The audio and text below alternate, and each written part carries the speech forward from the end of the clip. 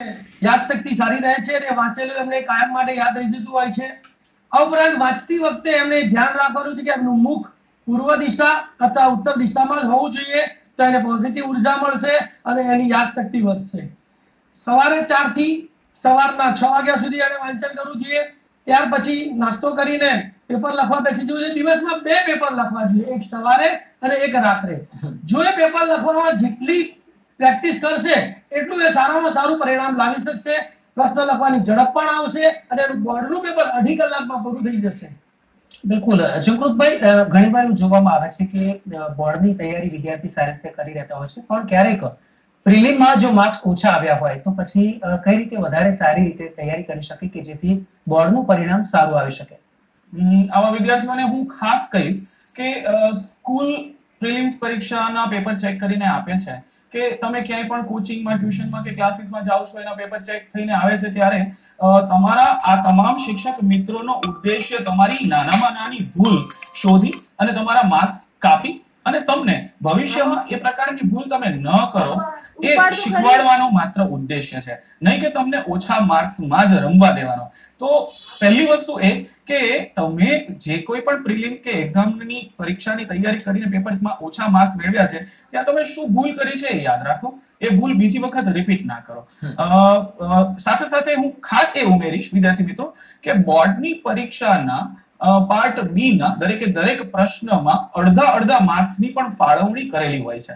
તો તમે જે કંઈ પણ લખ્યું હશે એના માર્ક્સ મળવાના જ છે. જ્યારે આજ દિન સુધી તમે જ્યારે 10મા ધોરણમાં પ્રિલિમ્સ કે ક્લાસીસની એક્ઝામમાં પરીક્ષા આપી અને એની અંદર જે રીતે તમારા માર્ક્સ કપાયા છે, તો એવું જ પ્રકારે બોર્ડની પરીક્ષાની અંદર પેપર ચેકિંગ થશે એનો ડર છોડી દો. તમે બિનદાસ્તપણે જે કંઈ પણ તમને આવડે છે એ બોર્ડની પરીક્ષામાં વ્યક્ત કરો તો તમને ડેફિનેટલી મેક્સિમમ માર્ક્સ મળશે. અને હું ખાસ કહું કે દરેક વિદ્યાર્થીના પ્રિલિમ્સના પર્સન્ટેજ કે માર્ક્સ કરતા બોર્ડની પરીક્ષામાં માર્ક્સ તો વધુ આવશે જ. બિલકુલ ચોક્કસથી આવા જ જોઈએ જો આ રીતે યોગ્ય તૈયારી કરી શકાય તો. વિજયભાઈ, આપણે વાત કરીએ છેલ્લા કેટલાક વર્ષોથી જોવામાં આવ્યું છે કે સોશિયલ મીડિયાનો જે ટ્રેન્ડ વધી રહ્યો છે અત્યારે કદાચ દરેક બાળક પાસે, દરેક વિદ્યાર્થી પાસે પણ સ્માર્ટફોન અને ઇન્ટરનેટની સુવિધા છે, ત્યારે એના ક્યાંક લાભ પણ છે. કંઈક જોવું હોય તો તેમાં પણ તે કામ આવે છે અને ઘણીવાર તેનો દુરુપયોગ પણ થતો હોય છે. તો તે એ લાભ કે ગેરલાભ આપ કઈ રીતે જુઓ છો? વિદ્યાર્થી મિત્રોની પાસેથી મોબાઈલ તો પરીક્ષાના છેલ્લા 2 મહિના હોય ત્યારે લઈ લેવો જોઈએ.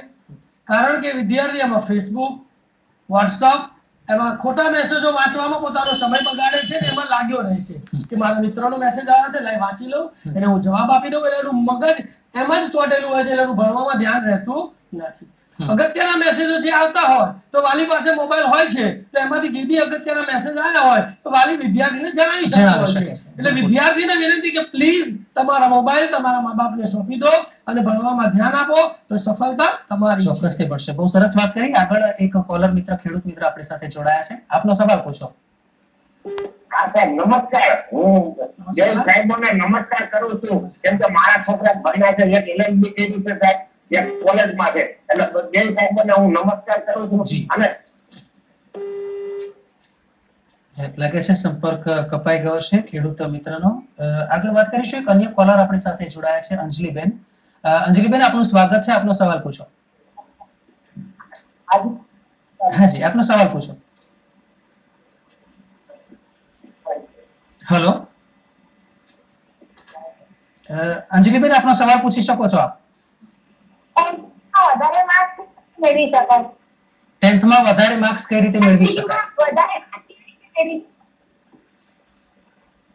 કદાચ પ્રશ્ન આપણને અહીંયા સ્પષ્ટ સમજી નથી શકાયો, પરંતુ એવું પૂછવા માંગે છે કે 10મા માટે વધારે સારી તૈયારી કઈ રીતે કરી શકાય? શું કહેશો જમકૃતભાઈ? એના માટે જ હાલ આપણે સૌ ઉપસ્થિત છીએ અને 10 દિવસ સુધી વાલી મિત્રોને અને વિદ્યાર્થી મિત્રોને આના અંગે દરરોજ જુદા જુદા એક્સપર્ટ્સ તરફથી, નિષ્ણાતો તરફથી ટિપ્સ મળવાની છે. તો 10મા ધોરણમાં વધારે માર્ક્સ કેવી રીતે લાવી શકાય, તો દરેક વિદ્યાર્થીનું એ જ ટાર્ગેટ ઉદ્દેશ્ય હોય છે, વધારે માર્ક્સ કેવી રીતે લાવી શકાય. તો સૌથી સિમ્પલ અને સરળ શબ્દોમાં કહું તો દરેક પ્રશ્નના જવાબ આપો. કોઈ પ્રશ્ન છોડી ના દો. તમને એ પ્રશ્નના જવાબમાં જે કંઈ પણ આનુષંગિક માહિતી તમારી પાસે ઉપલબ્ધ છે એ તમારે એમાં રજૂ કરવી જોઈએ. કારણ કે જો તમે બ્લેન્ક છોડેલું હશે તો એનો કોઈ વિકલ્પ નથી, ત્યાં ઝીરો સિવાય કોઈ શક્ય નથી.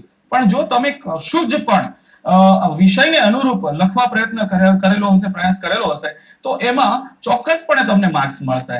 અને એવા પ્રકારના વિદ્યાર્થીઓ કે જે ખૂબ જ સારી રીતે એમણે પોતાના 10મા ધોરણની તૈયારી કરી છે, તો તમને ખાસ કહેવાનું કે મેથ્સના MCQ 45 મિનિટમાં પતી જાય એનું ધ્યાન રાખો. ફરીથી એક વખત ચેક કરી લો. દરેકે દરેક સબ્જેક્ટના પેપર 2 કલાક પાર્ટ બી તમને સમય મળતો હોય છે, તો એ પેપર એટલીસ્ટ પોણા 2 કલાકમાં પૂરું થાય એનું દરકાર રાખો, એનું ધ્યાન રાખો.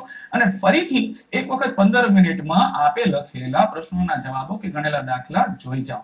ફરીથી એક વખત ચોક્કસથી જોઈ જાઓ. એટલે કહી શકાય કે રિવિઝન છે તે કરવું જ જરૂરી છે, અને તેના માટે હવે માત્ર 10 દિવસ આપણી પાસે બાકી રહ્યા છે. અને એક કોલર આપણી સાથે જોડાયા છે, તેમની સાથે આપણે વાત કરીએ. સ્વાગત છે આપનું, આપનો સવાલ પૂછો. હાજી હેલો. હાજી, આપનો અવાજ આવી રહ્યો છે, આપનો સવાલ પૂછો. વિજયભાઈ, મારો સવાલ છે. હેલો. હા, બોલો સર. આપનો સવાલ પૂછો. હવે અત્યારે જે પદ્ધતિઓ બદલી રહ્યા છે, નવી પદ્ધતિ, બરાબર, તો છોકરાઓને આપણે કઈ એક્ઝામમાં તો 30% આવનાર સમયમાં કેવું થાય કે ફોર્મ ભરતી વખતે સ્કૂલના સંચાલકો વ્યવસ્થિત જવાબ આપતા નથી. જી, ટૂંકમાં આપનો સવાલ પૂછો. પછી હું એનો જવાબ પછી તમને પૂછું. શિક્ષણની અંદર જઈએ છીએ તો ત્યાં બી યોગ્ય જવાબ નથી હોતા. એટલે વાલીઓ અને વિદ્યાર્થીઓ એક્ઝામમાં પહેલા ફોર્મ ભરવા માટે બહુ પરેશાન થયેલા હોય. અને બીજું કે હવે હાજી, આપનો અવાજ આવી રહ્યો છે. હવે આ એક્ઝામની અંદર સાહેબ હવે છોકરાઓને કેવી રીતે, કારણ કે અત્યારે જો જાય છે છોકરા ટ્યુશન ક્લાસ, બરાબર, તો ત્યાં એના 50 મિનિટ મળતા ડિપ્રેશન મારી ગયા. હવે વહેલા તમારે 4 વાગે ઉઠી વાંચે છે, બરાબર, છોકરાઓ. હું શિક્ષણ મંત્રી નામની મેગેઝિન ચલાવું છું. હેલો. જી, આપનો અવાજ આવી રહ્યો છે, પણ દર્શક મિત્ર, આપણે ખાસ અહીંયા જણાવવાનું કે આ જે કાર્યક્રમમાં આપણે વાત કરીએ છીએ તે 10મા ધોરણમાં ખાસ કરીને હવે જ્યારે 10 દિવસ બાકી રહ્યા છે ત્યારે વિદ્યાર્થીએ કયા પ્રકારની તૈયારી કરવી જોઈએ તે જ પ્રમાણે આપણે ચર્ચામાં આપણે આગળ વધવાનું રહેશે. એટલે જ્યારે પણ આપ કોલ કરો ત્યારે બહુ સચોટ આપનો સવાલ લઈને અમારી સાથે વાત કરજો, કે જેથી શિક્ષણવિદ જે અહીંયા આવ્યા છે તેમનો પણ સમય ન બગડે અને આપને પણ યોગ્ય ઉત્તર મળે. તો દર્શક મિત્રો, આ મહત્વપૂર્ણ ચર્ચા આપણે એક્ઝામ ટિપ્સમાં આજે કરી છે, ત્યારે આ જ કાર્યક્રમના વિષય નિષ્ણાત એવા વિજયભાઈ મારું તેમજ જંકૃતભાઈ આચાર્ય બંનેનો ખૂબ ખૂબ આભાર, અમારી સાથે આ કાર્યક્રમમાં જોડાયા. અમને આશા છે કે 10મા ધોરણમાં જે પરીક્ષા હવે નજીક આવી રહી છે તે માટેની આપે તૈયારી પ્રારંભી દીધી હશે અને સારામાં સારા માર્ક્સ આપ મેળવો તેવી મંતવ્ય ન્યૂઝ તરફથી